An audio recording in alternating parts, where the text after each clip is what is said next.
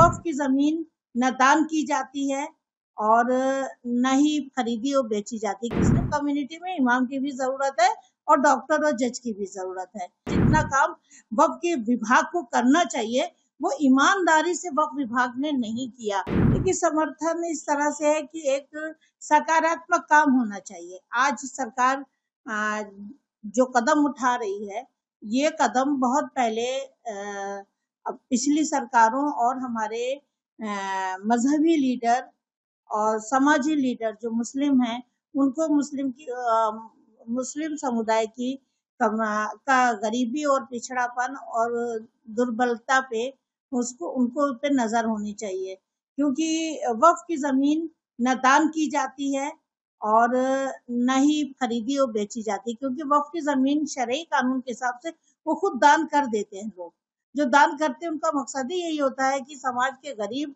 पिछड़े और दबे कुचले, गरीब, असहाय, बीमार लोगों के लिए शेल्टर होम हो, आश्रय होम हो, मदरसे हो जो बहुत अच्छे और एडवांस हो, कि एक इमाम मस्जिद मदरसे का या मस्जिद का एक इमाम भी हो तो वो एक IAS ऑफिसर हो, जज हो, अधिकारी हो, समाजी लीडर हो, राजनीति लीडर हो। हमें इमाम की जरूरत है। मुस्लिम कम्युनिटी में इमाम की भी जरूरत है और डॉक्टर और जज की भी जरूरत है।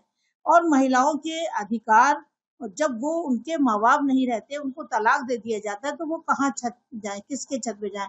क्या भाई के परिवार के पास जा करके बैठ जाए, भाई अपने परिवार को पाले कि तलाकशुदा बहन का जीवन गुजारा करे?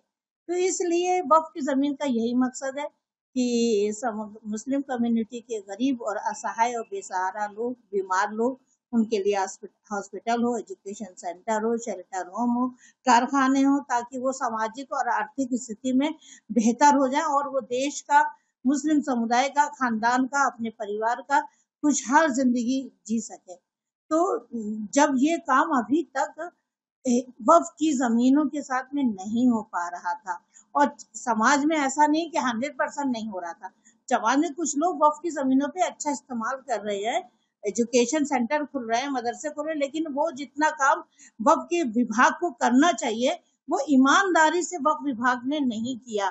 जमीनों की लूटमार होती रही, सही मकसद पूरा नहीं हुआ।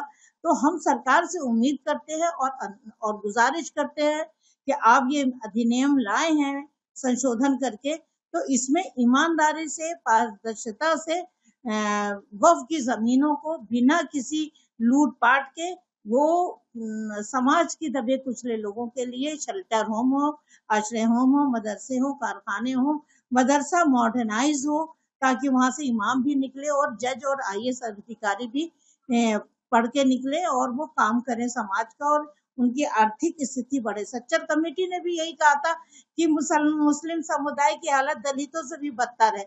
जब ये रिपोर्ट है तो उसको आप सच और सकारात्मक वर्तमान सरकार करे।